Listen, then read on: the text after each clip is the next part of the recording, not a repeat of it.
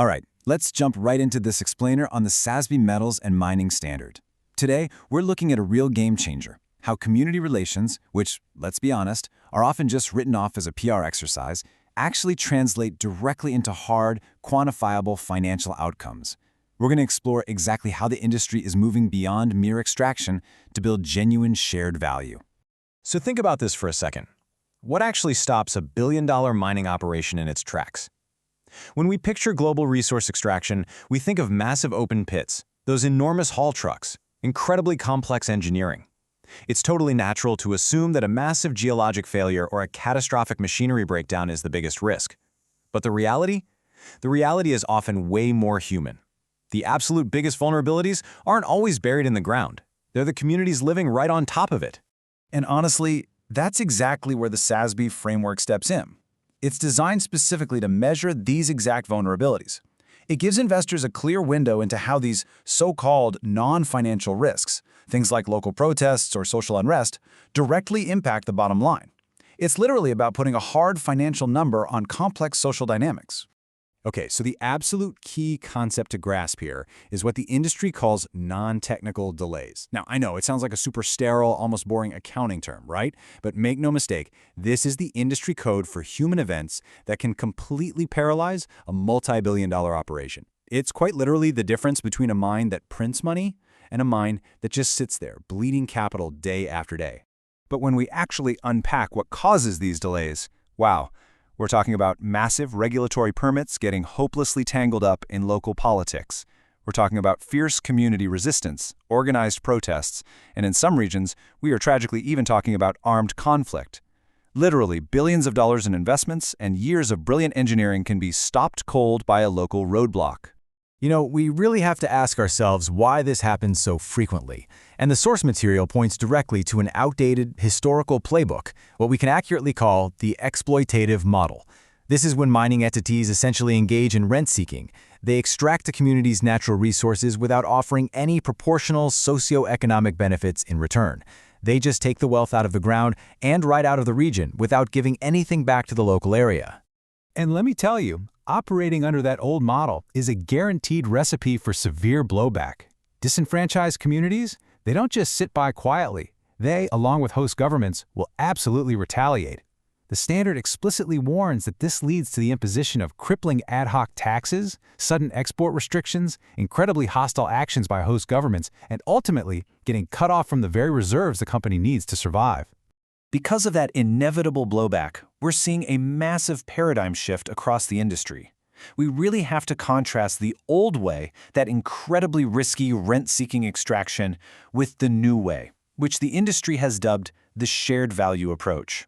And look, this isn't just a clever rebrand or a change in terminology. It is a fundamental shift in corporate strategy that's absolutely vital for long-term survival. The standard highlights that entities are finally adopting this shared value approach to provide real, significant socioeconomic benefits to communities. But here's the kicker. Doing so allows them to operate profitably. I really want to emphasize that last part. This is not about charity, it's not philanthropy, it's about directly aligning community prosperity with the mine's basic ability to function. In short, if the community wins, the mine is actually allowed to win. Now, what's super fascinating here is how the standard breaks down these community rights into 4 distinct pillars that a mining entity has to actively manage. Take a look. Economic rights mean things like fair wages and local employment. Environmental rights cover clean air and safe waste disposal. Social rights encompass basic health care and housing. And cultural rights? That involves protecting places of deep significance, like sacred burial sites. Honestly, failing in even one of these pillars can instantly trigger a non-technical delay. Of course, the standard doesn't just leave companies flying blind. To actually respect these pillars, it encourages strict alignment with the International Finance Corporation's, the IFC's, performance standards. We're talking specifically about Standard 4 on health and security, Standard 5 on land acquisition, and the incredibly delicate issue of involuntary resettlement, and Standard 8 on cultural heritage. It gives companies a globally recognized, rigorous roadmap for getting this right. So where the rubber really meets the road is in the actual SASB metrics. These tables outline exactly how we track whether a company is successfully managing these incredibly complex relationships. It requires full disclosure of engagement processes, deep human rights due diligence, and hard factual data on the duration of delays. It essentially takes the subjective feelings of a community and turns them into objective, auditable data points for investors. For instance, under these metrics, companies literally have to disclose exactly how much of their proved and probable mineral wealth, broken down by percentage, weight, and grade, sits smack in the middle of active conflict zones or right on indigenous land. It's a massive transparency mechanism. It instantly highlights to investors a company's raw exposure to severe community risk and potential human rights violations. Now, operating in these sensitive areas isn't outright forbidden, but it demands an incredibly strict level of due diligence. Companies are required to discuss exactly how they uphold major frameworks like the ILO Convention 169. They have to detail their processes for free, prior, and informed consent, meaning you absolutely cannot just show up with an excavator and start digging. They also need solid project grievance mechanisms and formal community agreements. Basically, you gotta have a system in place for when things inevitably hit a bump in the road. But this brings us to a really fascinating paradox, and honestly, one of the biggest challenges in ESG reporting. How in the world do investors put a hard financial number on human emotions, cultural ties to the land, and complex social dynamics? How do you calculate the exact dollar cost of a broken promise to a local town? Well, the SASB standard answers this brilliantly with a specific metric called value at risk. It's literally the aggregate estimated value at risk, defined as the mathematical difference in value between a pristine, risk-free project and the value of that exact same project once you adjust for the reality of country, regional, and community risks. It's the literal, calculated financial penalty for having poor community relations.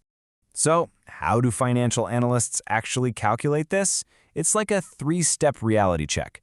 First, you calculate the project's baseline net present value as if the local community is perfectly happy and cooperative.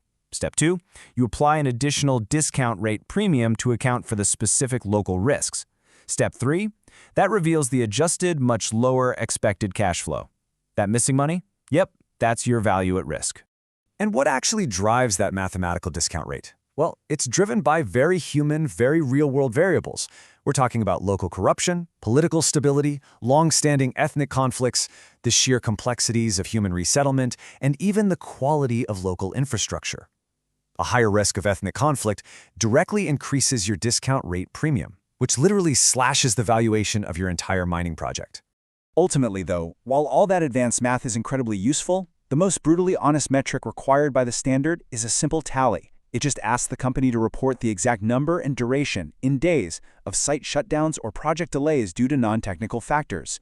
It's the ultimate scorecard, right? Just tell us, how many days of profitable operation were simply lost because community relations failed?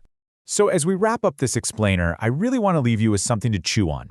As you evaluate the true, total cost of global resource extraction, especially as we transition into a world that demands more metals than ever before, ask yourself, can a mine ever truly be successful or sustainably profitable if the community right around it is failing?